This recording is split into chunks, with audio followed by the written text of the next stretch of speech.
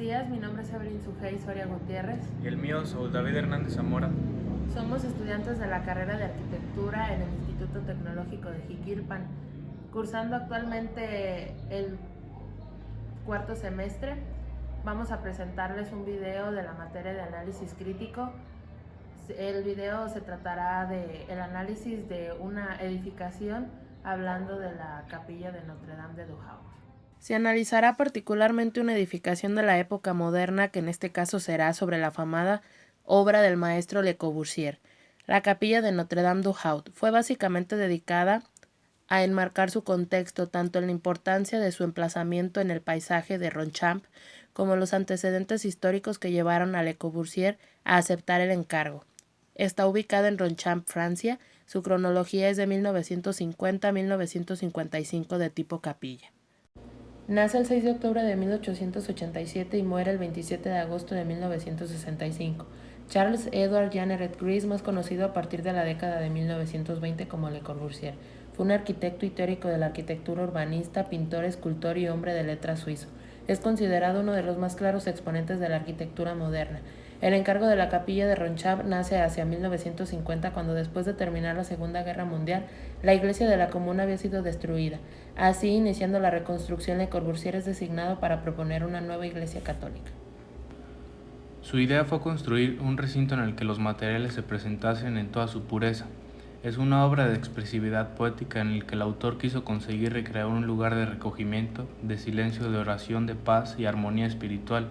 Esto lo consigue plenamente en un interior profundamente religioso, donde los matices del lugar crean un ambiente intimista que no puede compararse a ninguna iglesia moderna, y que entonces perfectamente con la tradición constructiva religiosa del románico y del gótico, en su búsqueda de un interior lleno de recogimiento espiritual. Puede resultar paradójico que la obra más conocida de Le Corbusier se aleje de su tradición discurso irracionalista. Sin embargo, la obra refleja algunos principios de la arquitectura moderna, como su austeridad, su apertura a la comunidad y su concepción como un elemento que contrasta en el paisaje, si bien se origina en él. La capilla debe su forma a la configuración del terreno y su realización con el paisaje. Cada una de sus fachadas responde a diferentes actitudes: bienvenida, celebración, servicio, simbolismo. El techo dramatiza el carácter escultórico y el poder y malleabilidad del concreto para componer volúmenes orgánicos. Todos estos elementos confluyen para generar un espacio interior místico y dramático en el cual la luz es protagonista. El genio de Le Corbusier radica en lograr que el visitante tenga siempre una recepción distinta del edificio, desde cualquier ángulo que lo vea, y al mismo tiempo mantener armonía, dinamismo y coherencia entre ellas. Esta particularidad fuerza a que el visitante tenga que circundar toda la obra para comprenderla, añadiendo una cuarta dimensión a la composición arquitectónica: el recorrido. La fachada sur recibe al visitante que asciende por el sendero. Su sección triangular de ancha base parece ser una continuación de la colina, que asciende hasta sostener el techo. El muro sur es bastante ancho en la proximidad del acceso, de 3.7 metros, pero se adelgaza y gana altura en otro extremo a 1.7 metros. El muro evidencia su espesor al ser perforado por un patrón de ventanas rectangulares de distintos tamaños y orientación, cuyo aparente desorden será utilizado para crear un efecto lumínico al interior. El ingreso se halla flanqueado por un elemento vertical y cilíndrico. Una de las tres capillas menores con las que cuenta la capilla también se jerarquiza al acceso, adoptando el color del concreto y separándolo de la pared blanca y curva.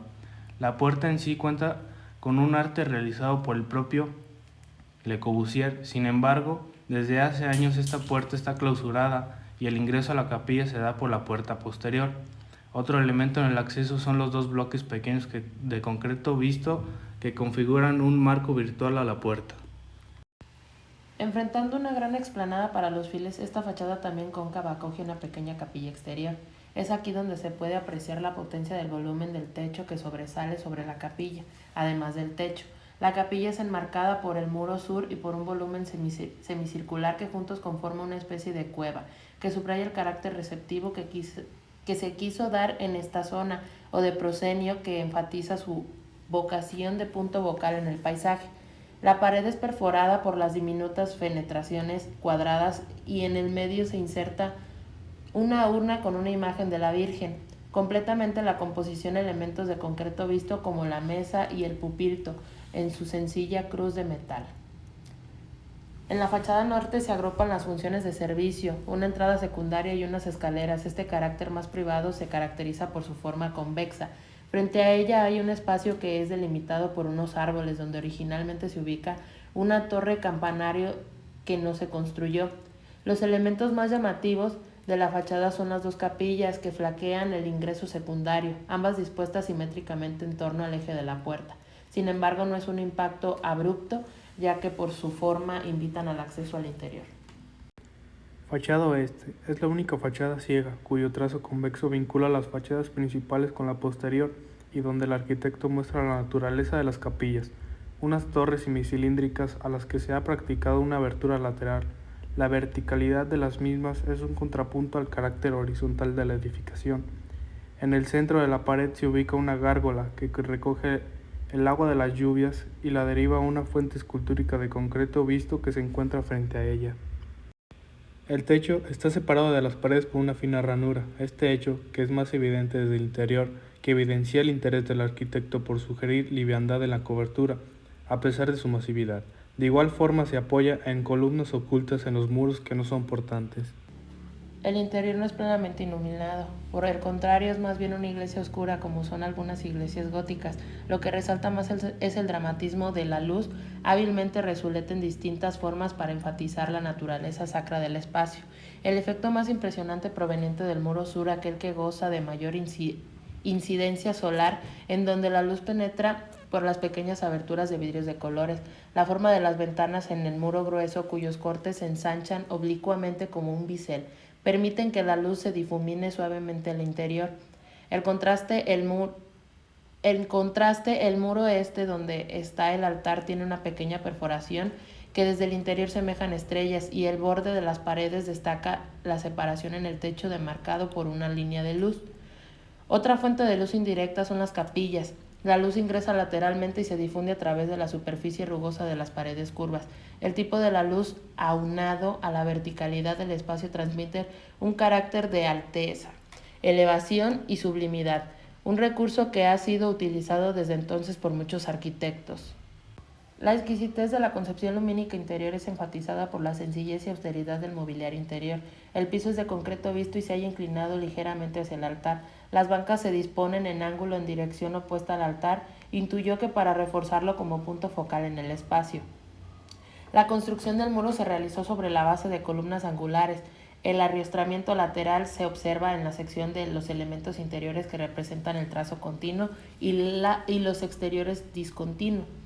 En los bocetos preliminares de Le Corbusier se aprecia cómo la cubierta se idea como armaduras de sustentación dispuestas en dirección norte-sur y apoyadas en muros correspondientes a estas orientaciones, que se levantaban en piedra.